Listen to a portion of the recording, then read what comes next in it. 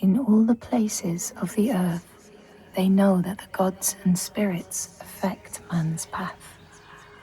All the misfortune that befalls man lies at their feet. If you have eyes to see, you see their presence and their power. Keep your eyes open, traveler, and you might see their faces. Here, they once said that Loki lies imprisoned in a cave, trapped by his enemies, who set a serpent above to drip venom on his face. His wife, Sigyn, sits beside to catch the venom in a bowl, but when she must leave to empty it, the poison falls unabated. His pain is so great that he thrashes and writhes. And here above, we see the earth shake and break apart. Across the sea, they know that the earth is carried in the arms of a giant. When he is vexed or injured, he may not carry his burden so gently, and the world will feel his anger and pain. In a land far away, they say the winds are trapped inside the earth. They try always to make their escape, and they buffet and beat on the walls of their prison, causing the earth to quiver. And when they break through, they make their escape. They explode out in fury. In the lands of your birth, people live hidden too, in the hills and stones. They may be the remnants of a godly race who lost a war with giants and, finding the world changed, retreated into silence. But you still see their carvings and circles from the time when they walked among men.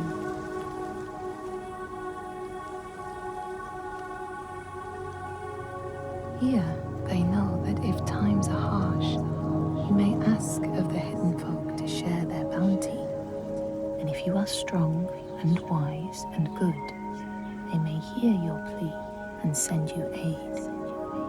But if you are not, or if you do not respect the strictures they lay down, you might have your strife doubled.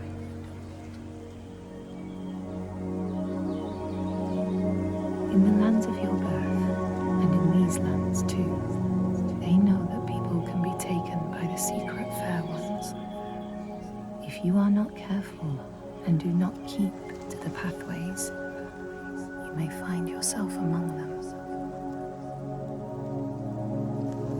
In a land to the east, they know that when a traveler finds themselves lost, it is the fault of the Vadadash, who wait at the crossroads to trick souls passing by.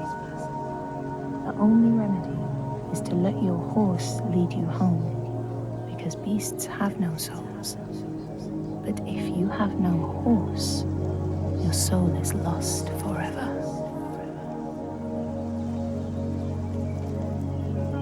In this place, they know that sometimes the hidden folk will take their children and leave another in their place. These children may look the same as their own, but will be dazed and far away, or ill-tempered. And you know then you have a changeling in your house. In this land, when people cannot raise their children, they will leave them in a sacred place for the hidden folk to take and care for.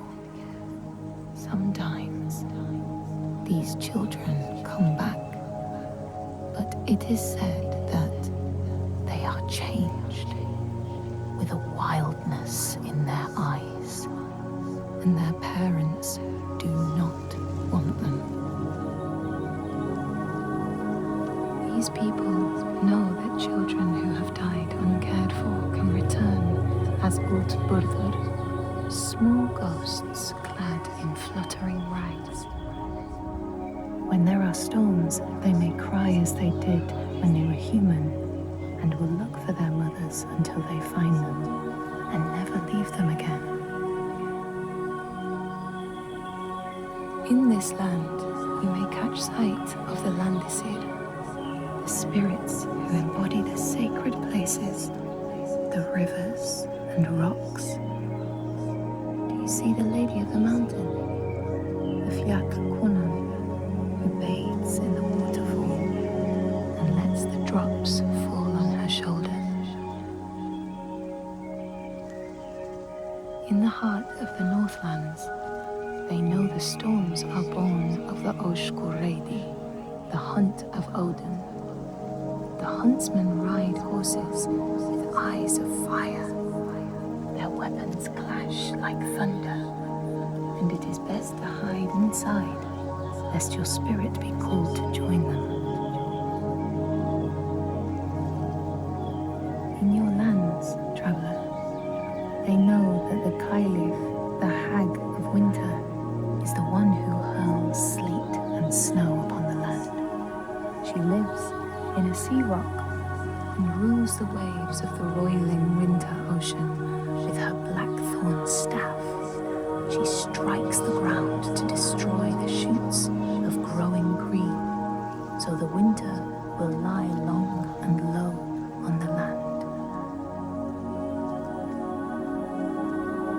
These people know that the sea god, Ran, sets out nets to trap sailors and drag them to her world.